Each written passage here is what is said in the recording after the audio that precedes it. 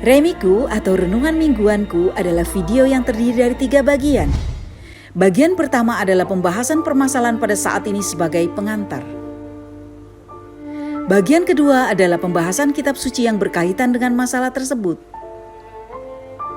Bagian ketiga adalah doa sebagai penutup, dan ini adalah salah satu video Remiku. Shalom saudara-saudariku yang dicintai Tuhan Yesus, kita berjumpa kembali pada hari ini. Zaman sekarang orang sangat mudah mengecas bila ada yang salah. Padahal belum tentu salahnya secara keseluruhan dilakukan orang tersebut. Seperti yang kita baca dalam berita mengenai seseorang yang diduga melakukan transaksi dengan uang palsu hanya senilai $20. Maka dilaporkan ke 911 dan ditangkap serta diborgol. Namun disayangkan tidak dilakukan secara hukum yang berlaku. Namun yang terjadi dihakimi dengan tidak sesuai, bahkan sampai kehilangan nyawanya. Dampak yang terjadi sekarang tidak baik.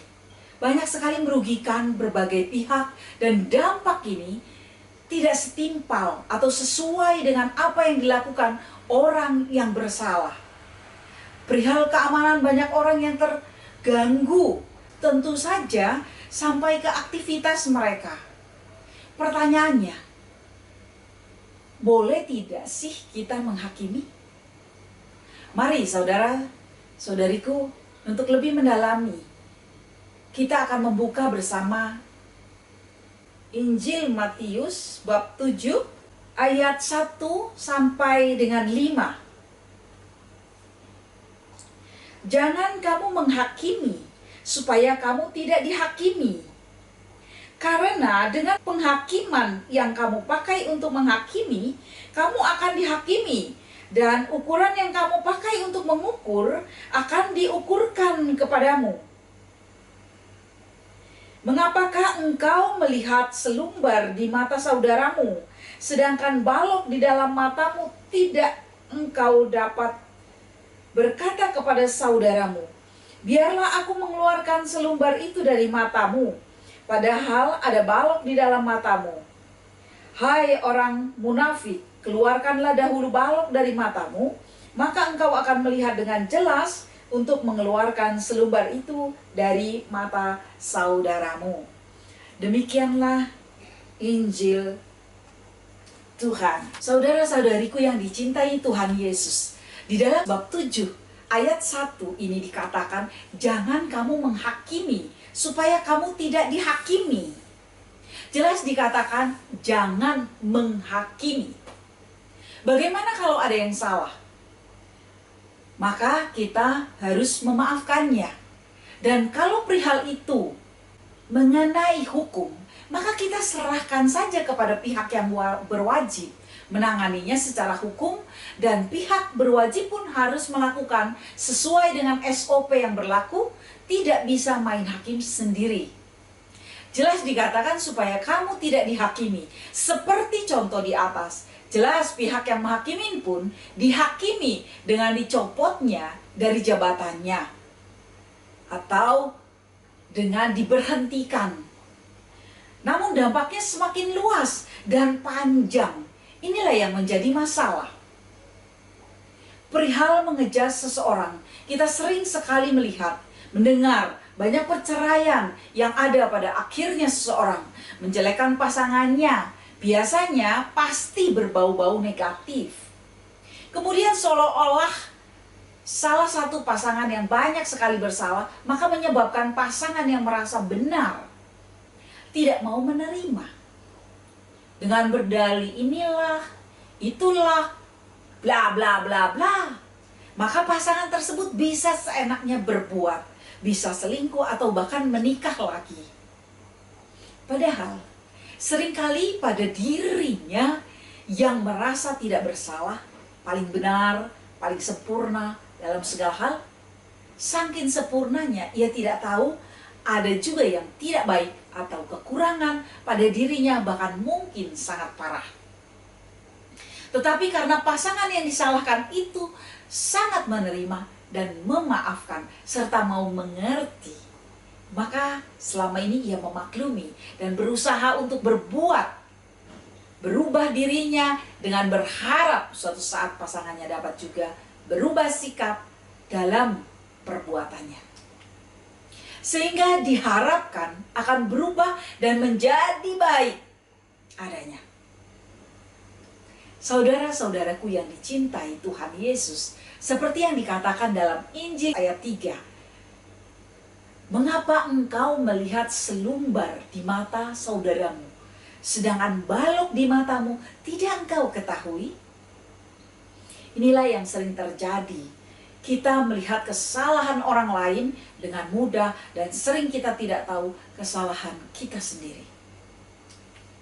Seperti banyak pasangan rumah tangga. Seandainya masing-masing saling mengkoreksi dan memaafkan, serta kalau memang ada yang salah, kita meminta maaf dan kita berubah untuk bertobat, maka tidak mudah sekali terjadi perceraian. Sekalipun ada masalah, sampai mungkin besar, seolah-olah tidak terima. Serta tidak ada jalan keluar, namun kita masing-masing menyadari, pasti ada jalan keluarnya. Seperti yang dikatakan dalam ayat 4. Bagaimanakah engkau dapat berkata saudaramu, saudara, biarlah aku mengeluarkan selumbar yang ada di matamu, padahal balok yang di dalam matamu engkau tidak melihat. Ini juga dikatakan dalam Injil Lukas, bab 6 ayat 41 sampai dengan 42. Kemudian dikatakan dengan sangat jelas di dalam ayat 5. Hai engkau orang yang munafik, keluarkanlah dalam balok dari matamu, maka engkau akan melihat dengan jelas untuk mengeluarkan selumbar itu dari mata saudaramu.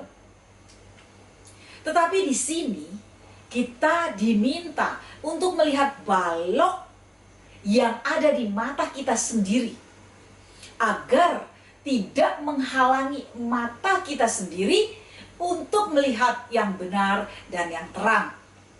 Dimana jika kita sendiri dapat melihat dengan teliti dan bahkan di-list ya dengan jujur, apa saja sih yang baik yang telah dilakukan dan saya sendiri yang melakukan. Kemudian apa yang tidak baik yang saya lakukan, maka saya lebih dahulu memperbaiki dan mengaplikasikannya atau melakukan perubahan perbuatan di dalam pelaksanaan menjadi baik dan berbuah baik agar dapat dirasakan oleh pasangan saya. Sehingga apabila kita sendiri sudah berubah dan terlihat dalam wujud nyata perbuatan dan tingkah laku kita, maka kita dapat dengan bijaksana menilai yang kurang dari pasangan kita agar nantinya untuk dilakukan perubahan yang menuju perbaikan. Juga untuk menghasilkan kedamaian dalam ketentraman dan sukacita serta kesejahteraan. Mari saudara-saudariku yang dicintai Tuhan Yesus, kita sebagai anak-anaknya yang serupa dengan gambarnya, serta mencerminkan perbuatan cinta kasih-Nya, kita menjalankan firman Tuhan agar kita tidak menjadi orang yang munafik. Mengapa, saudara-saudariku? Karena arti dari munafik sendiri adalah berpura-pura. Setiap orang berpura-pura ini menggambarkan bersandiwara, karena banyak sekali unsur-unsur yang negatif atau unsur kebohongan atau berbohong tanpa kelihatan. Dan ini bukan ajaran cinta kasih, saudaraku. Berpura-pura benar ini sangatlah berbahaya. Berpura-pura suci, apalagi berpura-pura baik juga itu sangat menakutkan. Maka saudara-saudariku yang dicintai Tuhan Yesus, kita jangan munafik dan jangan menghakimi.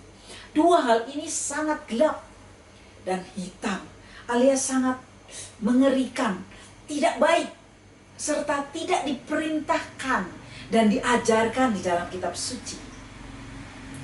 Mari saudara-saudariku, kita jalankan sesuai firman Tuhan sekali lagi. Untuk tidak sebagai penghakim atau menghakimi. Tetapi jadilah anak-anak Tuhan yang mengasihi dengan kebenaran, agar kita tidak dihakimi sesuai dengan ukuran yang kita pakai. Saudara-saudariku yang dicintai Tuhan Yesus, marilah kita bersama-sama berdoa di dalam kehidupan ini, karena banyak sekali sering kita sadari ataupun kita tidak menyadarinya bahwa kita sering menghakimi atau mengecas seseorang. Karena hal ini tidak diperkenankan Tuhan. Mari kita satukan hati, kita berdoa bersama. Dalam nama Bapa, Putra, dan Roh Kudus. Amin. Allah Bapa, Putra, dan Roh Kudus, puji dan syukur kami haturkan kepadamu, terutama atas cinta dan kasih-Mu kepada kami semua.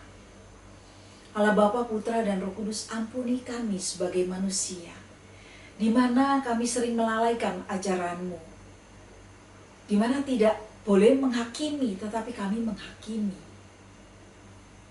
Seringkali kami juga tanpa sadar mengejas orang. Ampuni kami, orang yang berdosa. Seringkali karena kebodohan, karena keegoisan, dan merasa dirinya yang paling benar, sehingga dengan mudah untuk menghakimi dengan semena-mena. Ampuni Tuhan kami, orang-orang yang berdosa ini. Kami anak-anak-Mu, dan kami percaya bahwa Engkau sudah meninggalkan Roh Kudus di dalam diri kami masing-masing.